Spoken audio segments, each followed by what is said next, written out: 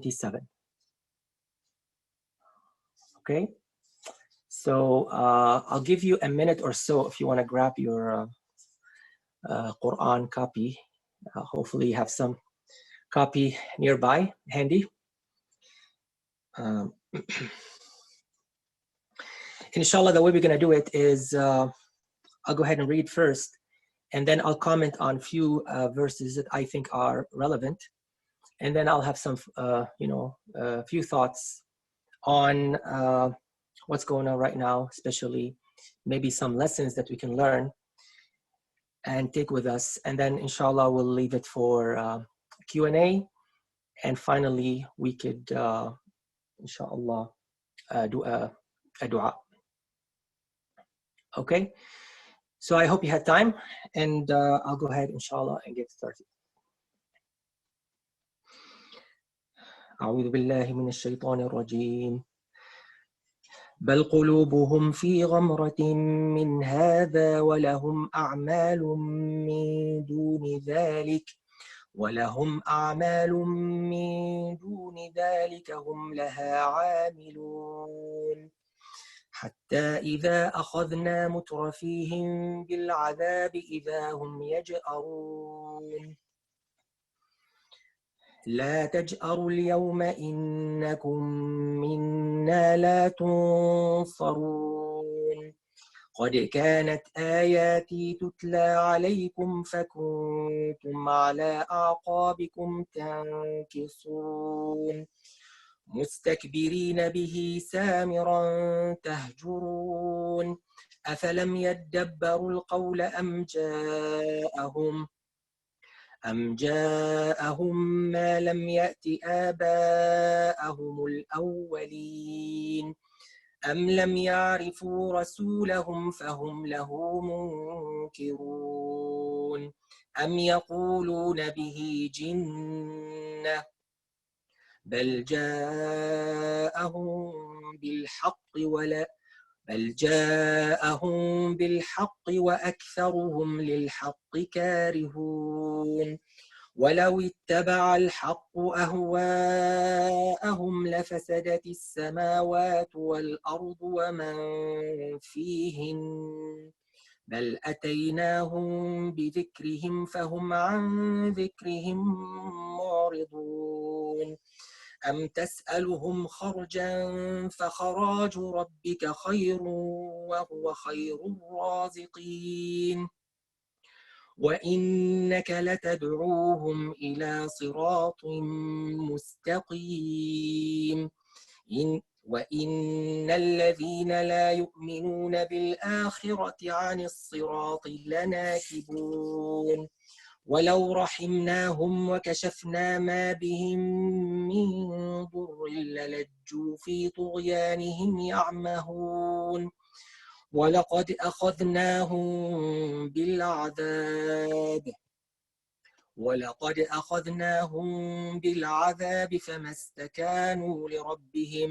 فما استكانوا لربهم وما يتضرعون حتى إذا فتحنا عليهم بابا ذا عذاب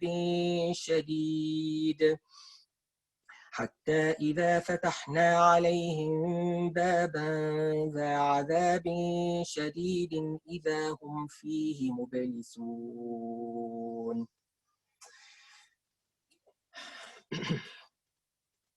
So these are verses from Surah Al-Mu'minun, and I'm not going to have time to comment on all of the verses, but I thought the last three verses especially were very interesting in regards to what's happening today.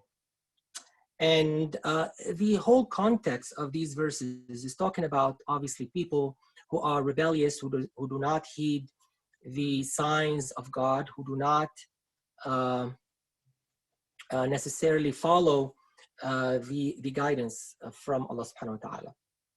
So these are the type of people that we are talking about here. And now, by the way, this is not to point the finger at anyone, because anytime we see an ayah in the Quran talking about people who are, for example, who are disobeying or may not be following the guidance from Allah subhanahu wa ta'ala, from God, we should always think of ourselves, because none of us is perfect. So this is not to necessarily like identify a certain group that is not following the commands of God, or to say this particular group or this school of thought or this particular madhab or this and that. This is really, anytime you read the Quran, just think of yourself. And this is the most beneficial way to read the Quran.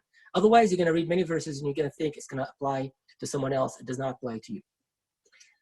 So the last 3 verses, Allah subhanahu wa ta'ala said, and this is a hypothetical.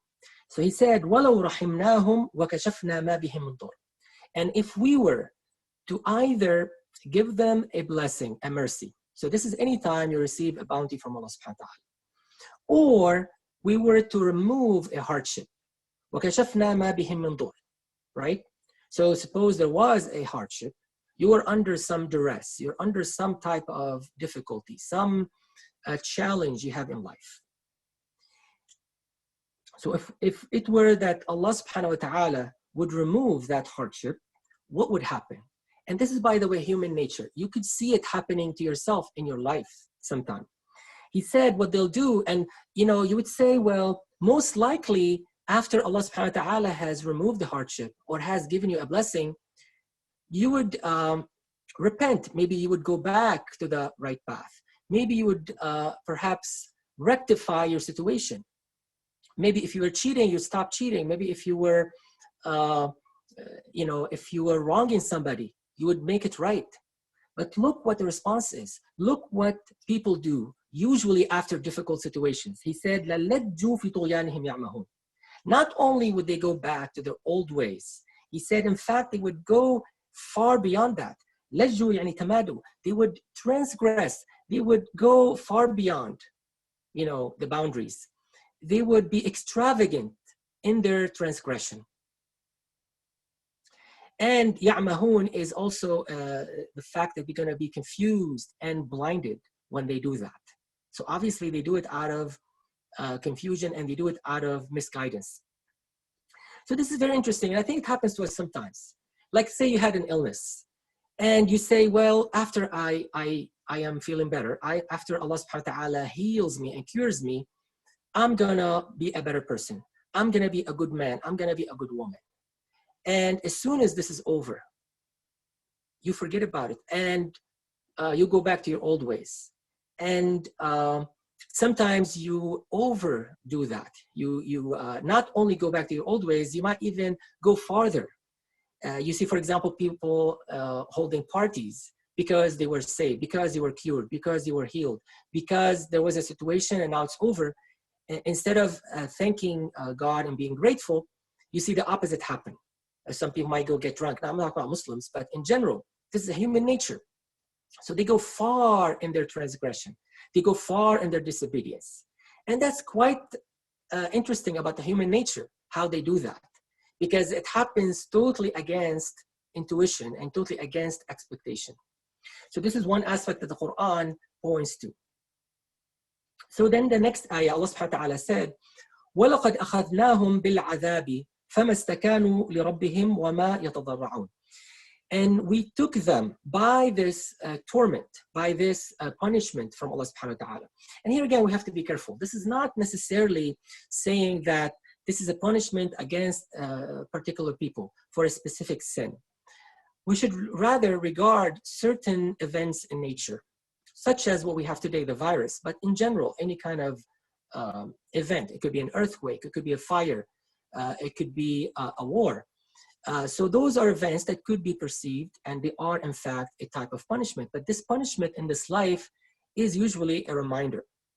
So this is not to score against your enemy. This is how sometimes some people might take it, as this is a punishment for particular people against a particular transgression, because they hurt my people, because they hurt my, my village or something like that. We cannot play God here. And this is what I want to be careful we don't get into. Rather, we should think of it as a general punishment. So here he said, حتى إذا فتحنا عليهم بابا ذا عذاب شديد. Or before that, وَلَقَدْ أَخَذْنَاهُمْ بِالْعَذَابِ. So let us say that this virus is a torment or is a trial. And trial might be a better word, a trial or a tribulation from Allah subhanahu wa ta'ala, right? So he's saying, وَلَقَدْ أَخَذْنَاهُمْ بِالْعَذَابِ, we tested them, or we have taken them by this a trial or tribulation. فَمَا اسْتَكَانُوا لِرَبِّهِمْ وَمَا يَتَضَرَّعُونَ. However, what we saw from them, the reaction, the response we saw from people was not as expected.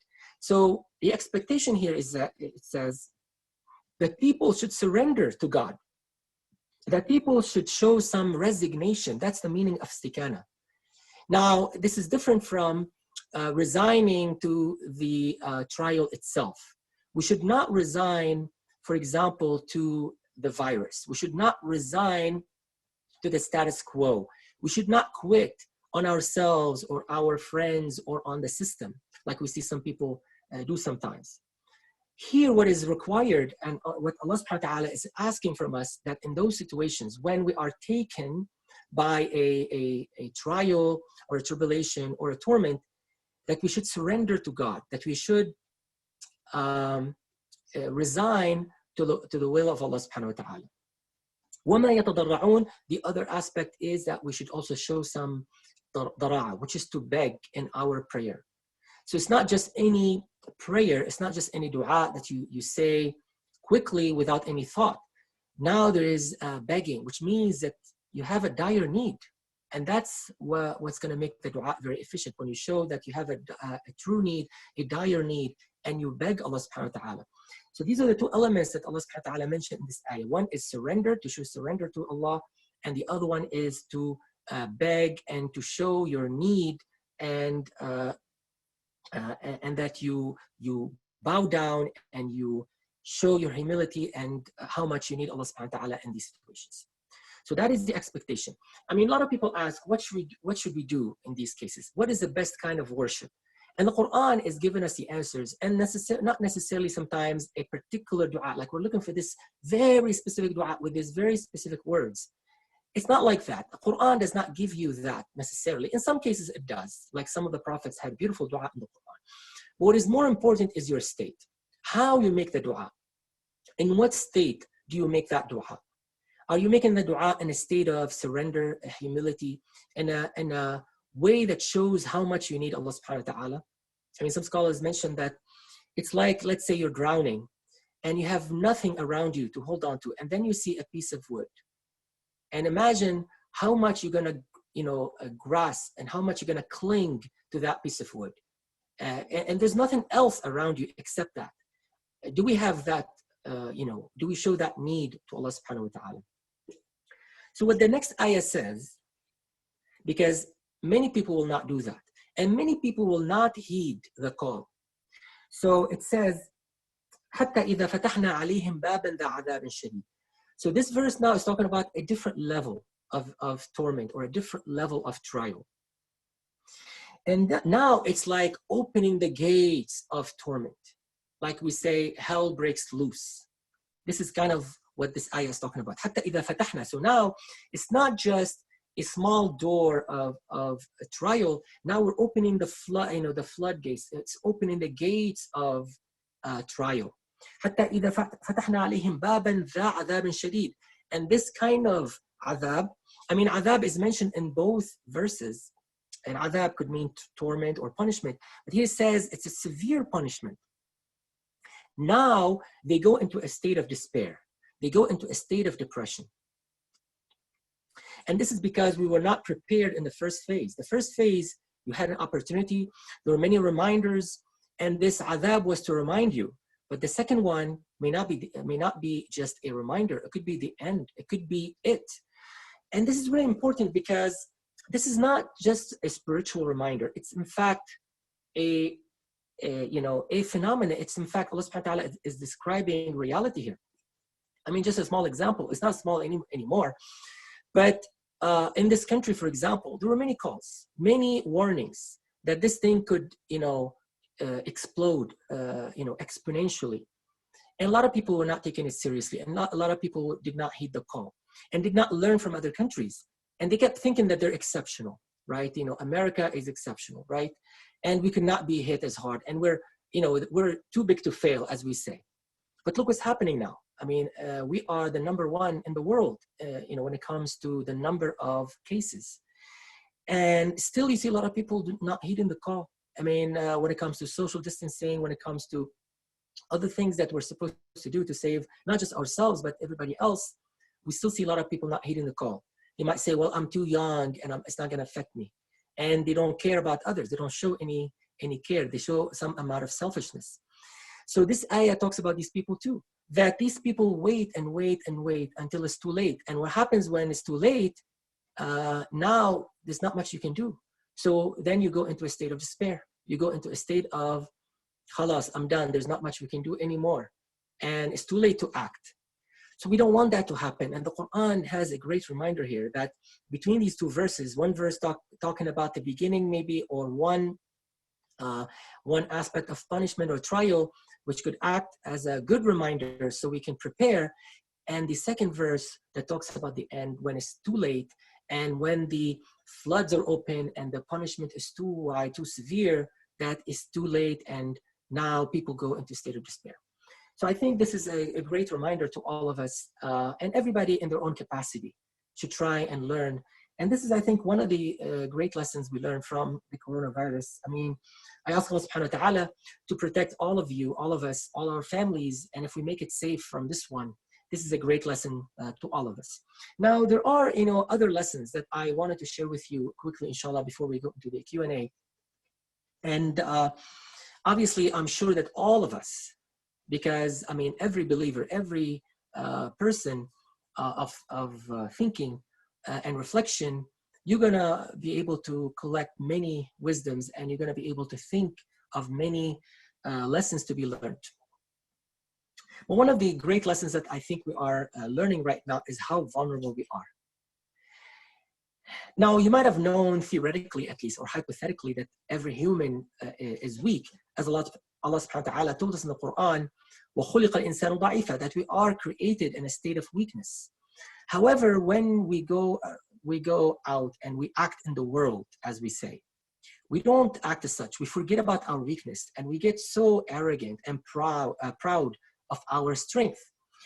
And I think it happened to many of us at some point, at least. We see like how other countries are suffering. But we always say, and at least in the back of our minds, but we live in the greatest country on earth. And we are protected, from every aspect possible. Look at all the kinds of securities and insurance we can buy. I mean, financially, we're so secure. Medically speaking, we have the best equipments. When it comes to war and peace, I mean, we look at this country, and not only it is surrounded by oceans, but also we have the best military in the world. So even if theoretically we thought that we, as humans, we are vulnerable, we never thought of it on a practical level. Now, of course, we looked at other nations, and of course, some of us had relatives, like maybe in Syria and Yemen and Iraq and all these places where people were unsafe. And we always thought that if these people can make it to this country, for example, or other countries, that they're going to be safer. But what this virus did, it made everybody think about their weaknesses and their vulnerability. It doesn't matter where you are anymore. This virus now, it's a totally different norm. It's a totally different world now. You have to basically separate between before the virus and after the virus. After the virus, it's not going to be the same anymore. And now there's no place that is safe on earth. And it doesn't matter if you're rich or poor. It doesn't matter if you belong to a high socioeconomic class or if you're from the lower class. This virus, in fact, we saw at least some of the confirmed, maybe not all of them are confirmed, but we saw cases, and we saw, big people, celebrities, world leaders being affected by the virus. And you cannot help but think of several verses of the Quran, like, for example, you get to a point where there's no shelter, there's absolutely no refuge from Allah except to run toward Allah subhanahu wa ta'ala. There's no escape, like this entire earth. And another ayah, ضاقت عليهم الأرض بما رحبت. Like you get to some points in life. And this happened to the companions when they were surrounded, for example. To you, in your mind, this whole earth becomes so small. despite its vastness, the Quran says. Bima rahubat, like imagine how vast the earth is, but because of the situation you're in, it appears to be so narrow, so small. Now, this is not figurative anymore. Now it is physical, it is real, it is literal that we are, stranded in our houses. So the earth appears to be so small physically. We only can live on a small piece of land. We cannot leave, we cannot go outside anymore. Just today or yesterday, I live in Gilbert. And now you cannot use any of the parks anymore. They've closed all the parks. So bit by bit, they're closing. Weeks before, they were closing the restaurants and other places. So this earth is shrinking on us, literally, as the Quran mentioned. We ask Allah subhanahu wa ta'ala to relieve us from that situation. But the point is, we could see, we could feel, we could experience our vulnerability. And this is happening to an extent that has not happened before, because it's affecting everybody. And another ayah, Allah subhanahu wa ta'ala mentioned as well, أَيْنَمَا تَكُونُوا يُدْرِكْكُمُ الْمَوْتُ وَلَوْ كُنْتُمْ فِي بُرُوجٍ مُشَيَّدَةٍ. Some people try to run away from death. But this ayah says, excuse me, death will catch with you. It will get to you wherever you are, even if you are in fortified castles. Death will get to you. Now, this is true in any situation. No one can run away from death. But now it's like becoming so real. We feel it every day. Because, usually if you're healthy and young, you don't think about death. And now death is becoming a reality to all of us. And, this is something else that we also should think about. And it's one of the lessons we learned from this trial. The Prophet ﷺ told us in many hadith that we should remember death on a regular basis. And I know to some people it might be a depressing topic. Like when I think about death, it's like the end of everything to many people, right? It's the end of all kinds of pleasure. We think it's the end of my growth. It's the end of my my social interactions, like I'm not going to be able to see all my loved ones anymore. It's the end of everything to some people. And this is why it is so depressing to think about death. But at the same time, thinking about death is so beneficial because it helps you prioritize your life. And it's easy to discard many things that are totally unnecessary in life when you think about death. So the Prophet ﷺ told us in the hadith, أَكْثِرُوا ذِكْرَ هَادِمِ اللَّذَّاتِ. Not only he said to remember death, he said remember it on a regular basis. In fact, he said أَكْثِرُوا, like do it a lot. Do it as much as possible. Try and think of, and he did not call it death, he called it هَادِمِ اللَّذَّاتِ, which is the destroyer of pleasure, the destroyer of pleasure. And there's another narration that says هَازِمْ اللَّذَّاتِ. Or hadim. There are different narrations and they're all good, they're all true. Hadim is to cut, like when you cut the meat. So hadim al-ladhat, it is the one that cuts pleasure off. Like totally, like it takes 1 minute. For example, if you are tested by the departure of a loved one, like you could be having all kinds of pleasure at every level. And you hear that news, you get this phone call, just one phone call, and your world is turned upside down. Everything all of a sudden appears dark in front of you. So, but here there's a benefit when you do it intentionally, when you do it voluntarily. Like you don't wait until something happens, but you remember it. Now it has the opposite effect. It has a good effect on you. So I think one of the lessons, and in fact, one of the things we can do now, because I know a lot of people are getting very anxious and we are getting very like scared and worried and concerned. I think this is one of the things we should also spend time on. To remember that no matter how much we live, death is a reality. And it's too late if you think about death on the deathbed. Like I said, I don't have time here to share with you the various hadith of the Prophet, but maybe I'll mention one or two just to put things into perspective. And this is exactly what the hadith is about. So one hadith, the Prophet ﷺ told us, مَالِي وَلِلدُّنْيَا إِنَّمَا أَنَا كَرَاكِبٍ قَالَ فِي ظِلِّ شَجَرَةٍ ثُمَّ قَامَ وَتَرَكَهَا. He said, what do I have to do? What business do I have in this life? He said, I'm nothing but like a traveler who, while traveling, saw a tree. Okay, so this traveler saw a tree and thought, well, I can take a small break. I can take a short break. I'm too tired and exhausted from travel. So let me get down and take a nap under this tree. As we say nowadays, it's a power nap. It's not very long. It's very short. In fact, he said, قال في ظل شجرة ثم قام وتركها. Like not taking days, sleeping under the tree. He said, no, he saw a tree. He got down. He took a small nap. He got his strength back, and then he got up and he left. He said, this is life.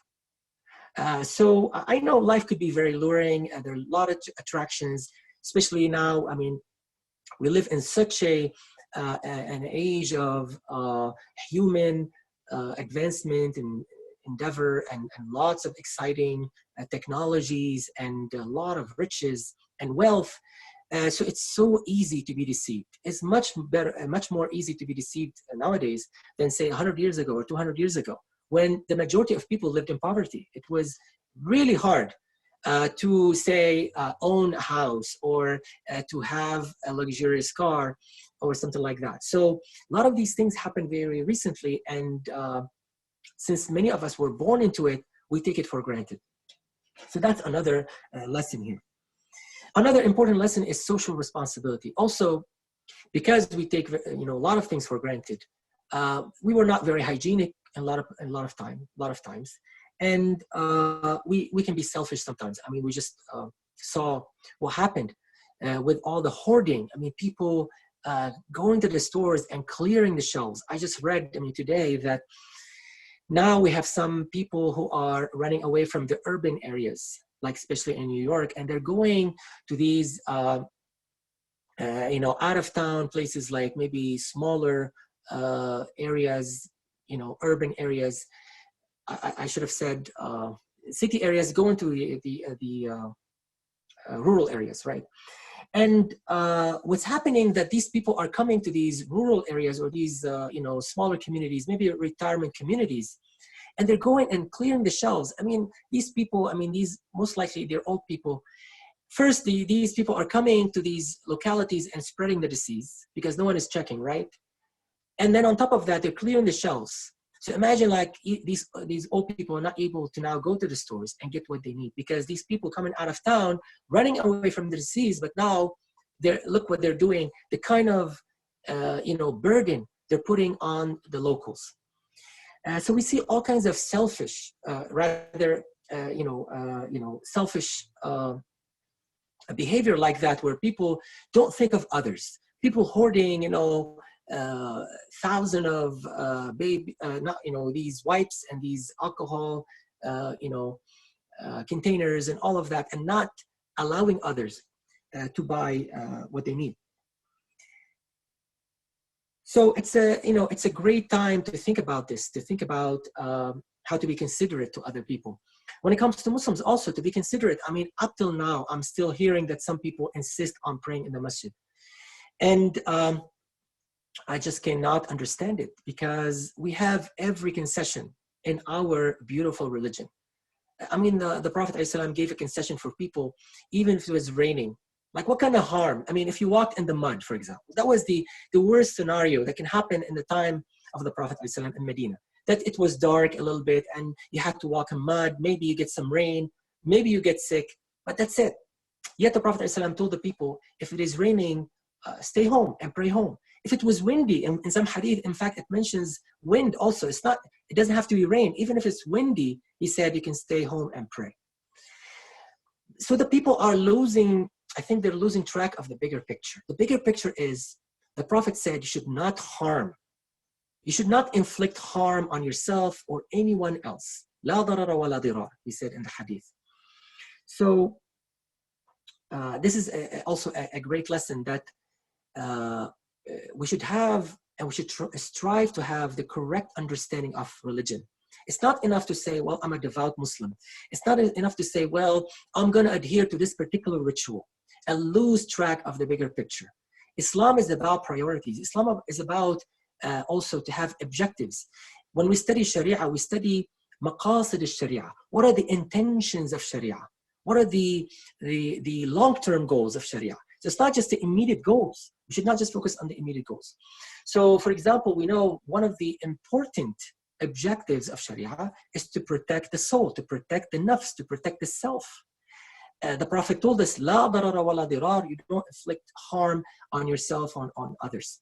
So I think this crisis and this trial, I hope that it will revive a new way of approaching Islam, a new way of approaching religion. And unfortunately, some people refuse to learn, but the hard way. But I think overall,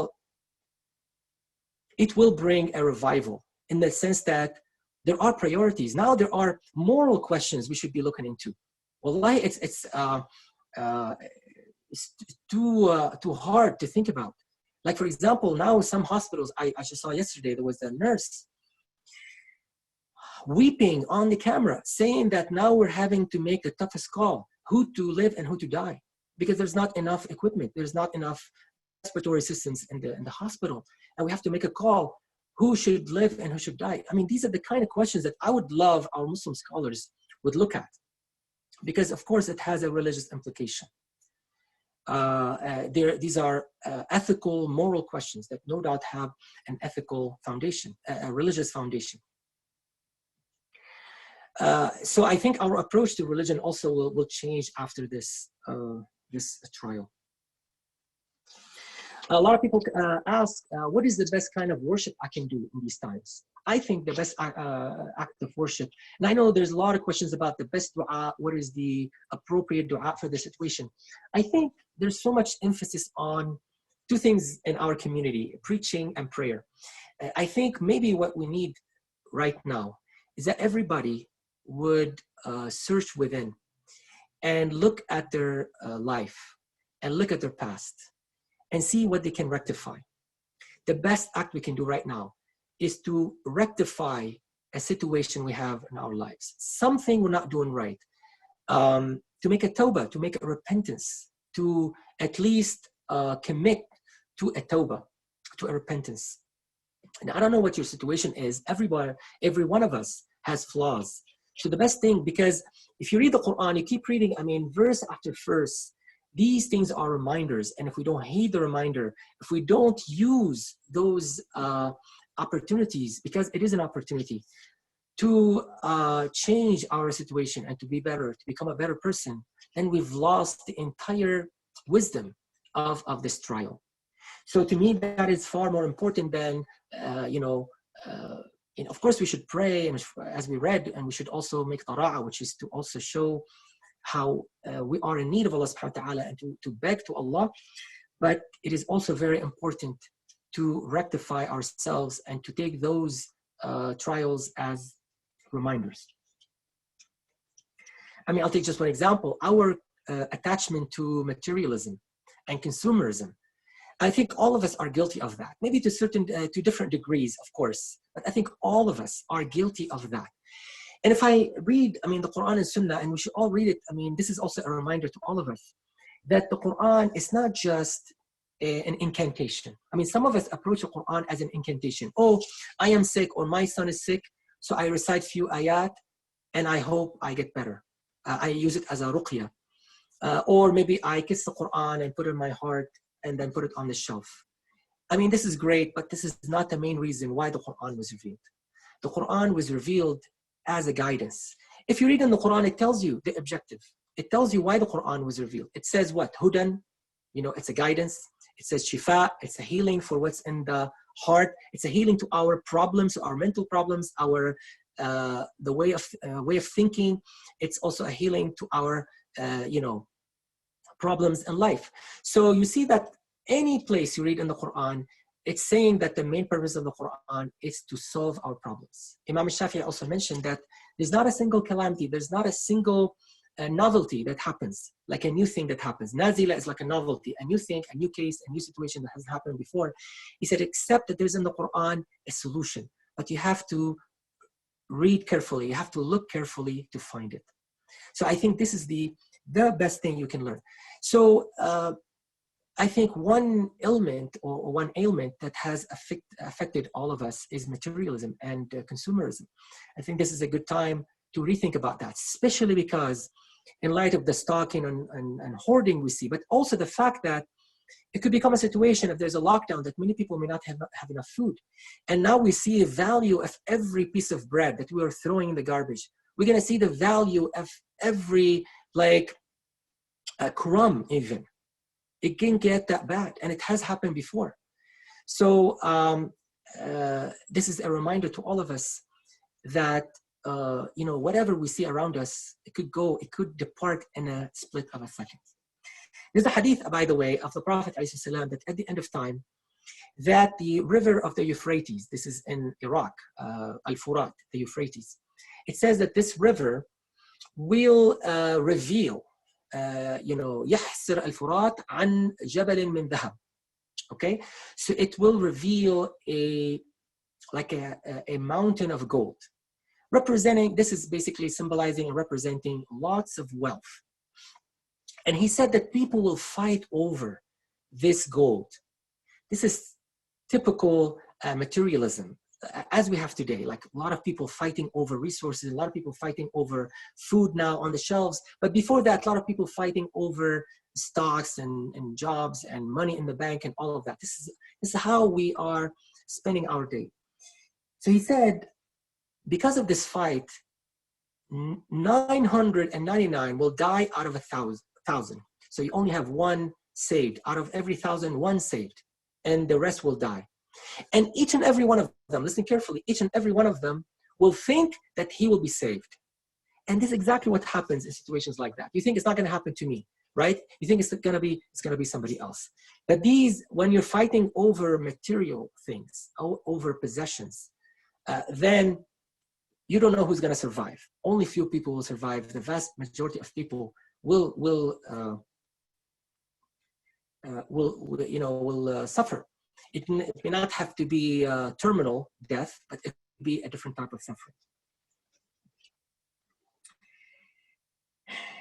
Final thoughts before I give the floor to Q&A, and I apologize, I think I might have went over. I hope this was beneficial to all of us. You know, this virus has reminded us that we have fragile parents, we have fragile fathers and mothers. And yet we think we're doing them a favor when we call them every week. This disease and this virus does not discriminate between, you know, black and white. It does not discriminate based on color, on ethnicity, on place of origin, on the tongue, but we do as humans, and sometimes even Muslims. The virus does not differentiate between rich and poor, but we do it all the time. Even if we don't say it, this is how we act in many situations. The virus kills only 2%, but you know, when the human beings fight, we kill 98% with our carpet bombing and all these lethal weapons. And that includes children as well. The virus may not kill children, but we kill children. This is a reminder to all of us. The virus does not fear tyrants and dictators. You know, like I said, many world leaders were, or some of them at least, were impacted. But we do, and we fear them, and we should only fear Allah subhanahu wa ta'ala. So I ask Allah subhanahu wa ta'ala to make this a lesson for us, a learning lesson for us, and not make it the last trial. We ask Allah subhanahu wa ta'ala to give us all, to give you all a long life full of prosperity and obedience to Allah subhanahu wa ta'ala. And now, inshallah, we could open the floor for some questions.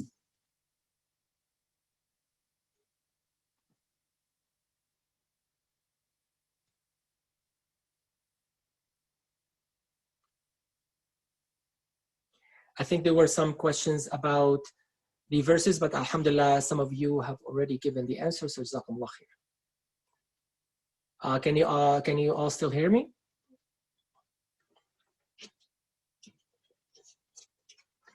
And let me see. Okay, all right, great. So yes, by all means, I don't know if I can hear you, but at least maybe if you can type the question, that'd be nice. If I can, I don't know enough about Zoom. This is my first time using it. So if you want, I don't know if you can speak. If you can, that's preferable, but if not, you can also type, inshallah.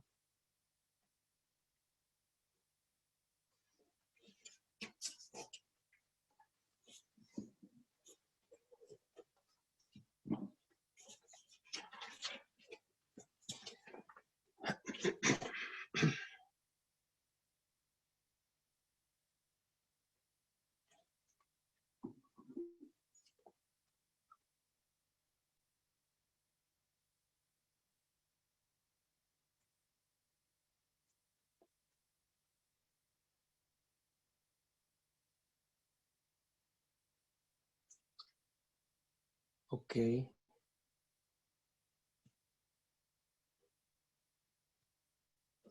So I'm not sure if I'm accessing. Let me see. I think I might have to click on Q&A. So okay, now I'm able to see Q&A. So maybe I was missing those questions. So let me start from the beginning. Do you have a YouTube channel? You provide good content. I'd like to see and hear more from you, inshallah, since Ramadan is right around the corner.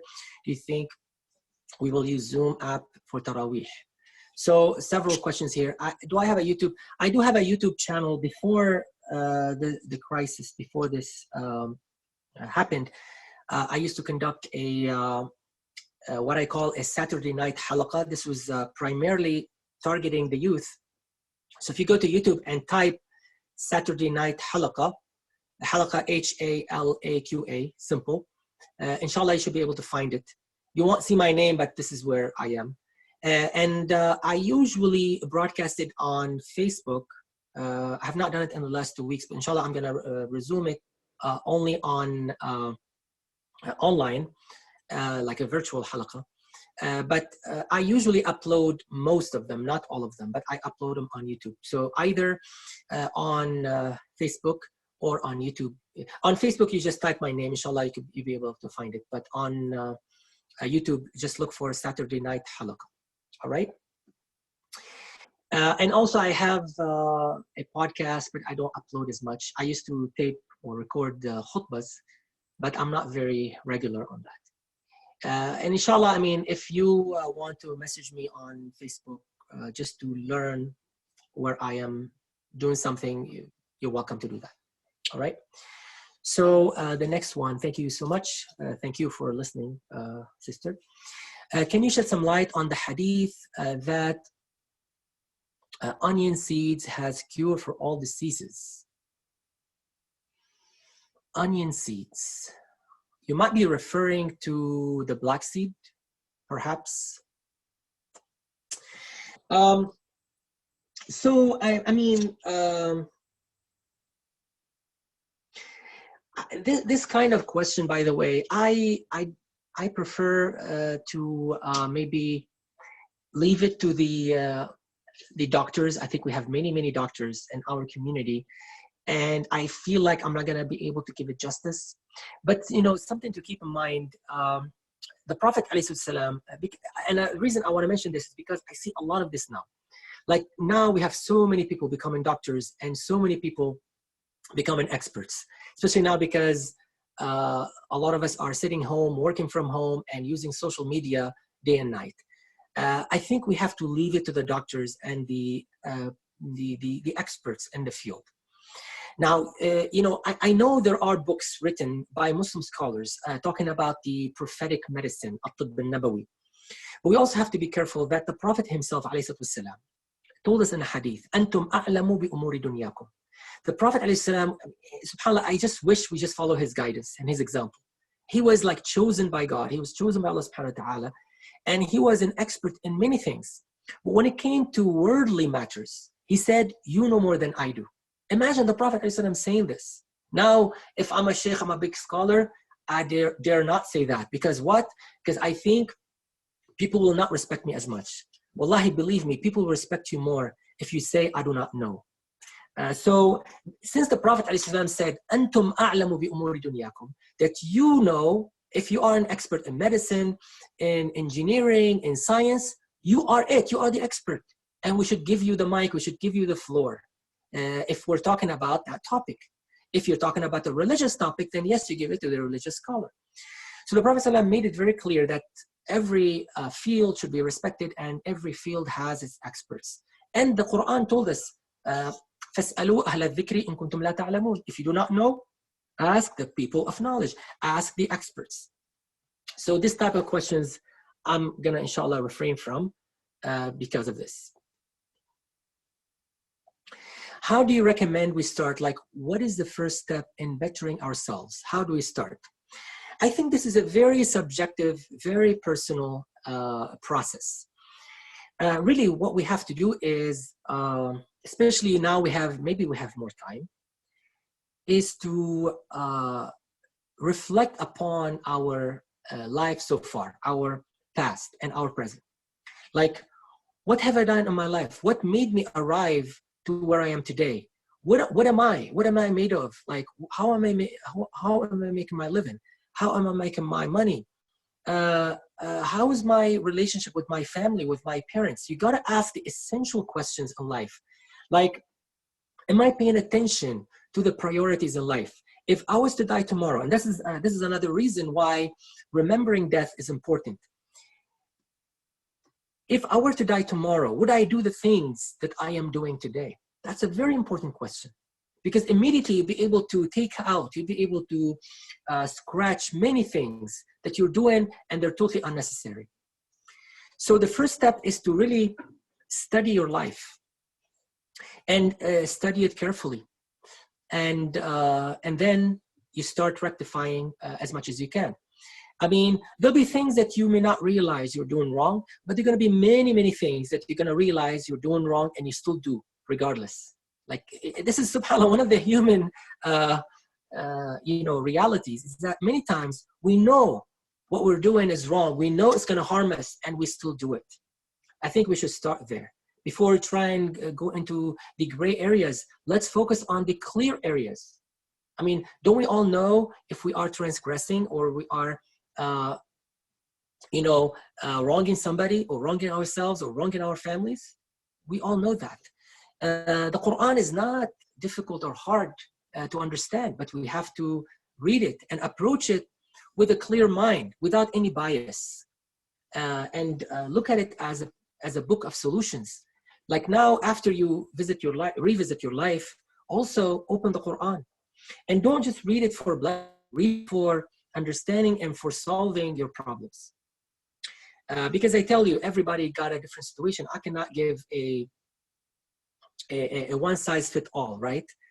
So it is a process, as you said, and it starts with looking deeply at yourself, at your life, as we say, search deep within, and also combine that with reading the Quran with that purpose in mind.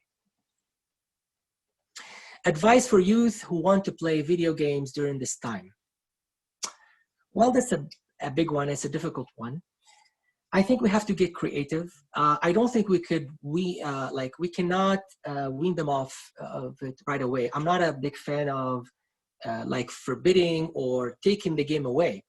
What we have to do is we're gonna have to intermingle work with fun. So fun is okay, but let's do something first. Like, why don't we do a chore first? And based on that chore, you can play. Like, the motto, no pain, no gain, right? In fact, you're gonna, and if there are any youth listening to me, I assure you that when you play after you did something hard and you feel like you earned it, you're gonna enjoy it much more. Versus if you're playing all day, it's gonna become a point where you even feel bad about yourself. You feel that you've wasted a day. It's never a good feeling. So to combine work and pleasure is the best formula. And maybe initially, if you're addicted or something, maybe you work a little and then you compensate or you reward yourself, and later you can increase the amount, the dose, and also make it very specific. Like for the parent, make a specific schedule. We're gonna eat now, so you have to help me prepare the food, or you have to help me with the dishes. I mean, we all fail sometimes. I do too, but we have to work on it. I don't see where the ayat were listed. Can you repeat? Okay, I think some of you listed it already, but just for the people who missed, it's Surah Al-Mu'minun, Surah number 23, and the verses were 63 all the way up to 77, and we focused on the last 3 verses from 75 to 77. Okay. When young kids ask us, parent, why is this happening? What should we say? Oh, wow. Okay, that's a long one. I wish I saw it earlier. Well, we have to understand, so at least the Islamic view of evil. This actually ties to the problem of evil, which we know is a long debated issue, right? And it's a problem that many types of people debated. So for example, you see a lot of philosophers talk about it, but also a lot of religious people. Obviously, this is no doubt a problem with lots of religious, entanglement, if you will. But in summary, at least Islamic way of thinking about the problem of evil, there are a few things to keep in mind. First of all, we believe that Allah subhanahu wa ta'ala, that God is behind everything. So he's behind everything. This is why when we, for example, recite or memorize the foundations of faith, the 6 foundations of faith, the last foundation is وَأَن تُؤْمِنَ بِالْقَدَرِ خَيْرِهِ وَشَرِّهِ. You believe in the decree meaning here al-qadar, the decree of God, the divine decree, whether it is good or bad, whether it is good or evil, we believe it comes from Allah. Because nothing can happen in this universe without the permission of God. So first and foremost, we don't believe that evil can happen on its own without the permission of God. So that's one rule. The second rule is, despite the fact that we see evil around us, we believe that the good will outweigh the evil. So for example, God does not decree or does not allow pure evil. There has to be some wisdom behind it. And usually the outcome or the wisdom or the gain outweighs the loss, okay? So the goodness or the good that can happen from anything evil, even the creation of Iblis, there is some good that comes out of it. That doesn't mean that Iblis himself is good, but the outcome, the consequence of creating Iblis is something great. And that goodness outweighs the evil. But one thing also the Prophet taught us, we do not attribute evil to Allah. This is why in the dua we say, وَالشَّرُّ لَيْسَ إِلَيْكَ, that we do not attribute evil to you, God. Okay? So although Allah subhanahu wa ta'ala allows evil to happen, and the evil could be any natural disaster, anything like that. So now if you talk to someone who does not believe or an atheist, they always bring this topic of the problem of evil. And they say, well, if God knew about it and allowed it to happen, that means God is not good. And if he does not have a power to stop it, then he's not all too powerful. And the answer that we give as Muslims and as believers in Revelation, we say, well, this is true only if this was limited to this life. But if you believe that this life is only a test and that there's a final day when justice will happen, then this problem is no longer there. Because Allah subhanahu wa ta'ala could allow evil to happen as a test. And then he will hold us all accountable on the day of judgment. So this is in summary how we can respond to this kind of problem. Okay. Sheikh Anas, this is Suhaib here. There's probably 5 or 6 questions. So probably you may want to pick a couple since we are crunch on time. And, do you want to, it's hard for me to kind of like browse the questions and see, do you want to pick one or do you want to like summarize maybe a couple so I can go quickly over them? Sure. So there is a one that says, how do we deal with anxiety and stress during a time like this? Okay. Yeah, that's an important one. Well, first of all, I think we should acknowledge that it is hard. And psychologically speaking, this is important, to not resent or to not, deny that you are scared. That's important because especially for religious people, they think that they are, or they were immune from that, or they're beyond this, that it cannot affect them. And this is not true. This can affect everybody. So the fact that you acknowledge it, that you are a weak person as a human being, that to me is important.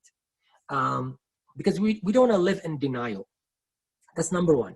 Having said that, yes, we can do something about it. And the Quran, in fact, in Surah Al-Ma'arij, which I think, I don't remember the surah number, but it's maybe the 4th surah and the 29th juz.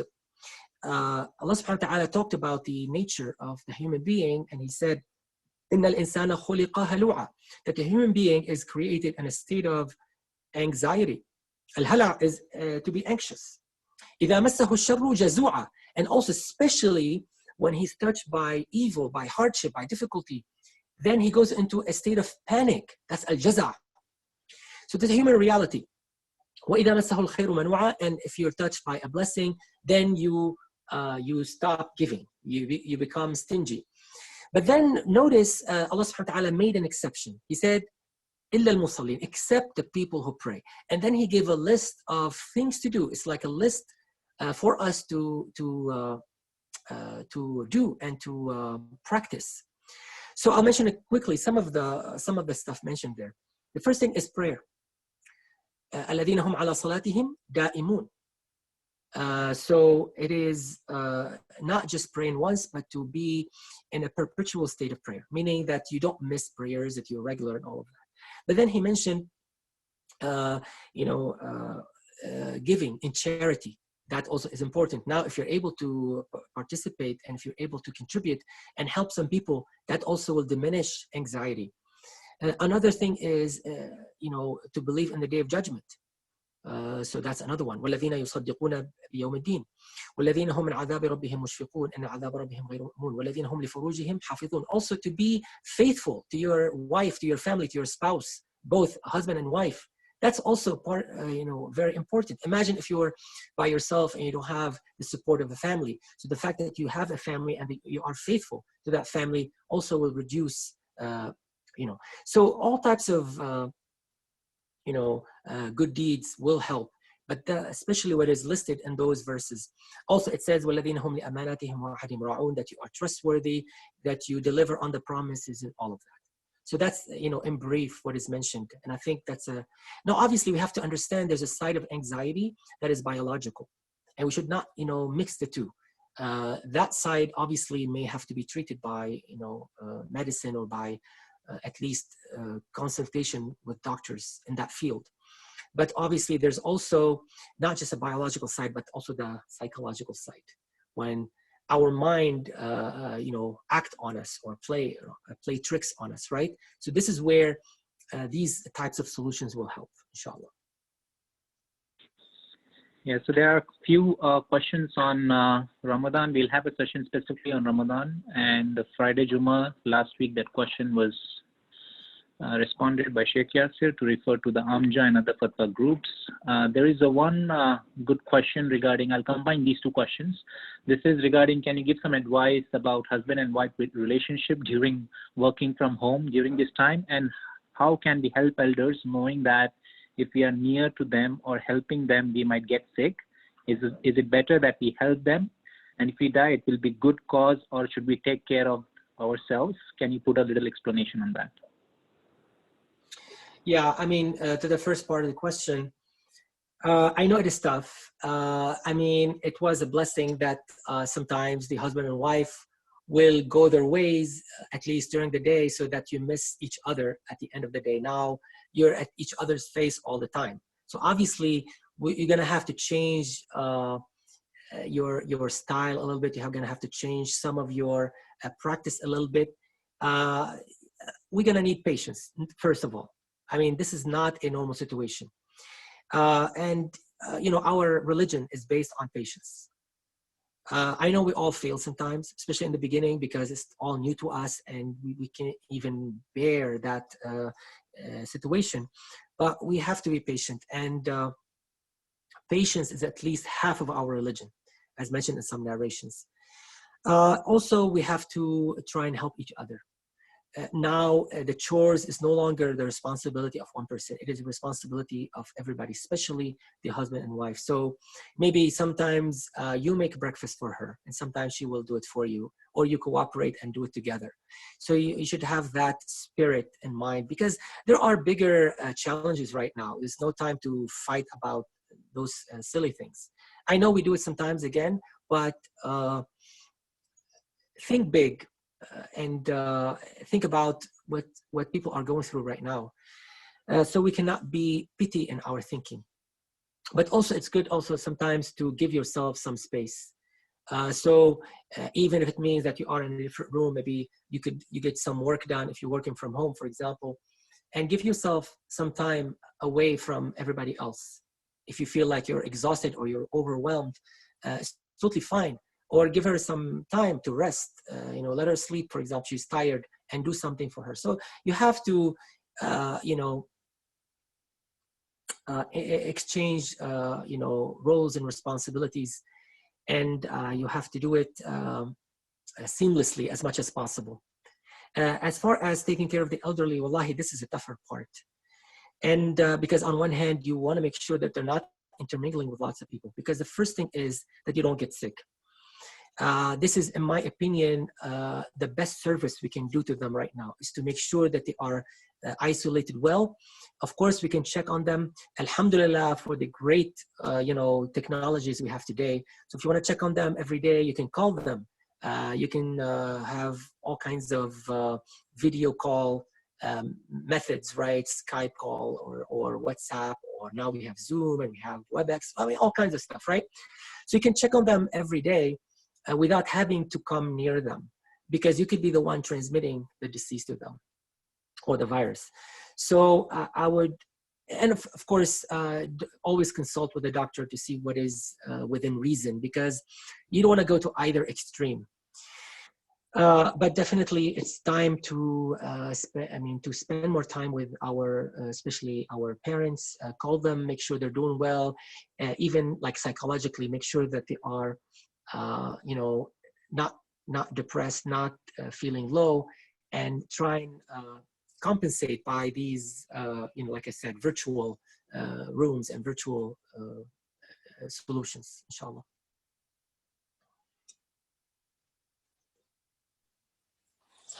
Jazakallah khair, Sheikh Anas, for the beautiful reflection and for the important reminders I think we all needed to hear. If you could please make a short dua for the community. Inshallah. Yeah, inshallah, I'll make a short dua. I apologize again for taking too long. I hope it was worth it. Bismillah ar-Rahman ar-Rahim. اللهم ربنا لا تؤاخذنا بما فعل السفهاء منا. اللهم إنا نسألك العافية في ديننا ودنيانا. Oh Allah subhanahu wa ta'ala, we ask you a state of well-being. We ask you health and prosperity. We ask you safety and security. We ask you that you provide us well-being and afiyah in our faith. And we ask you that you provide us well-being in our worldly matters. Allahumma inna nas'aluka al-afiyah fi dinina wa dunyana wa ahlina wa amwalina. We also ask you that you give us security and well-being in our families and our wealth. We ask you to protect our families and our wealth. Allahumma astur awratina wa amin ru'atina.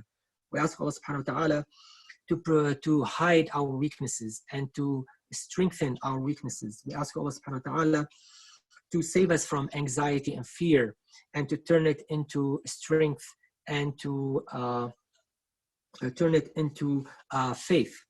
Allahumma inna nas'aluka an tahfadana عن أيماننا وعن شمائلنا من بين أيدينا ومن خلفنا ومن فوقنا ونعوذ بك أن نغتال من تحتنا. We ask Allah subhanahu wa ta'ala to protect us from all around us. We ask you that you protect us from in front of us, from behind us, from the right of us and the left of us. We ask you that you protect us from above and from below.